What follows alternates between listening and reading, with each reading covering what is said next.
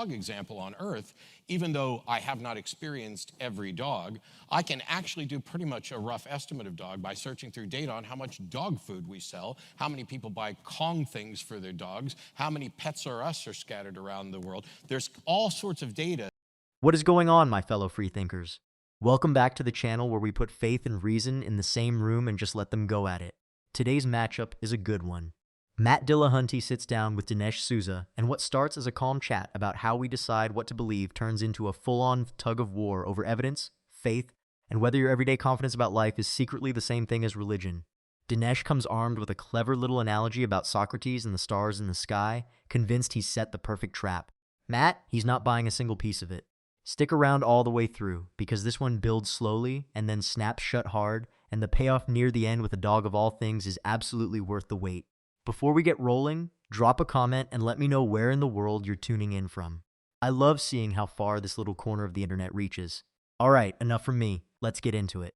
So I, as a huge proponent of David Hume, one of my favorite quotes from him is that the wise man proportions his belief to the evidence. So my confidence in any proposition, including this particular relationship lasting until I die, is based on whatever data I have. I don't have some delusion that some other people want to run around with.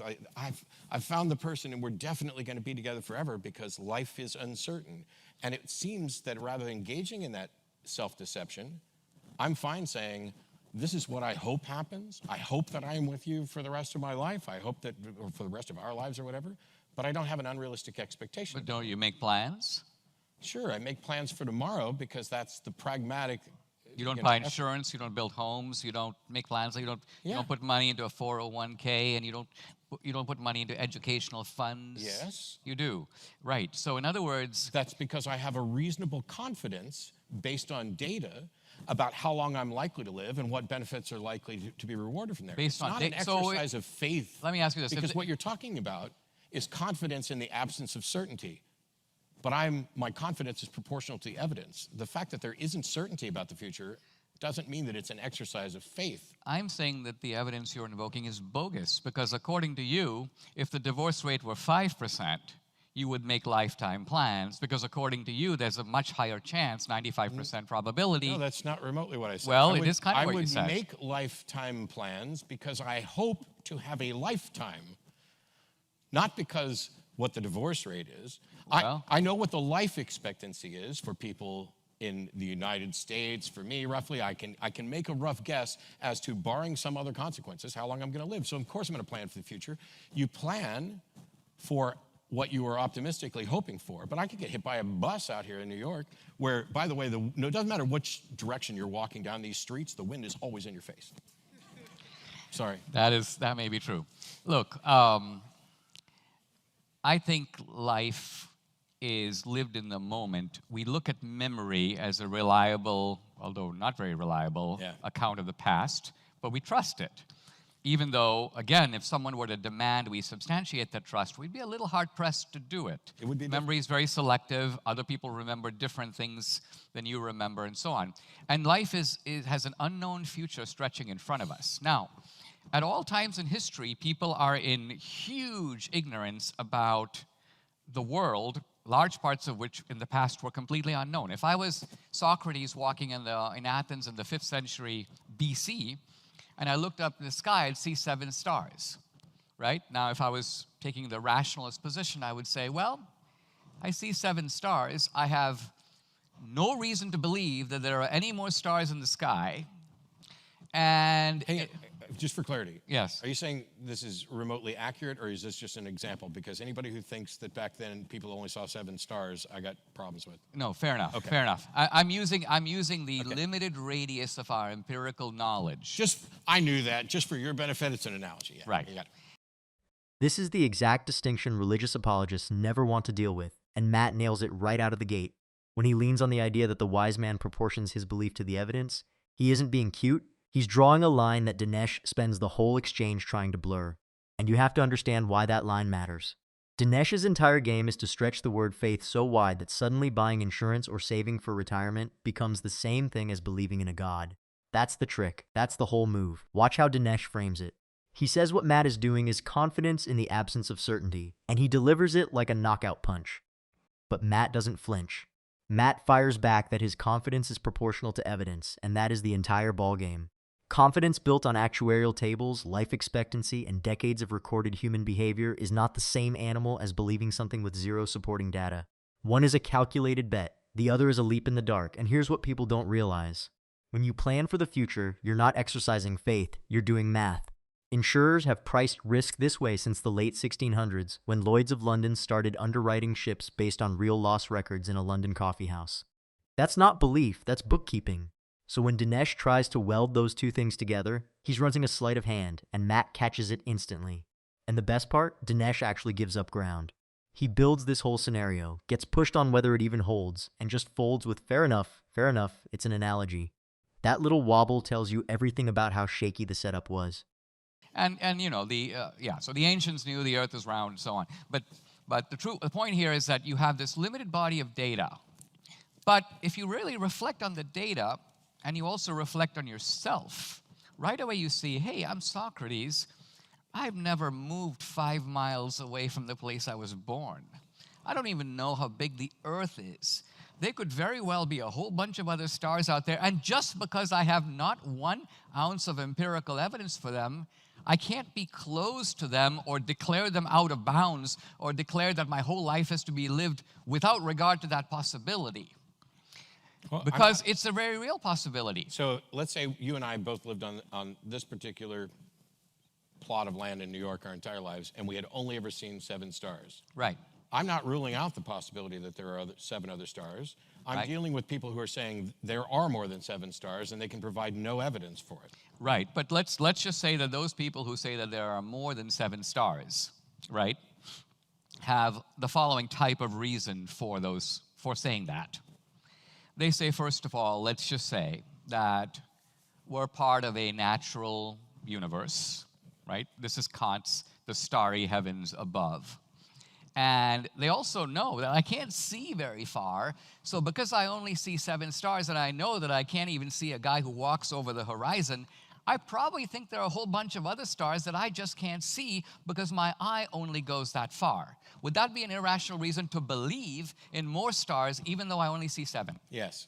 It would be irrational, according to you. So, while you can come up with that as a justification, the reason that it seems like I'm talking within your analogy of within my analogy. We've only ever seen 7 stars. That is not so. We have deductive reasoning, and then we have inferences, which is basically where science operates, and then there's abductive reasons. And abductive is going to be the weakest, and abductive is going to be arguing towards the best explanation. And in that case, we need candidate explanations. What you're talking about is an inference that seems intuitive, but has no evidence to actually support it. It does. The fact that I can only see so far should guide my brain to say I should not be reaching conclusions about what is beyond my ability to see. Now this is where the 7 stars analogy backfires on Dinesh, and it's almost painful to watch. His argument is that if you can only see a handful of stars, you'd be irrational not to assume there are more you can't see. On the surface, it sounds fair, but notice what he's quietly smuggling in. Dinesh says that just because he has not 1 ounce of empirical evidence for them, he can't declare them out of bounds.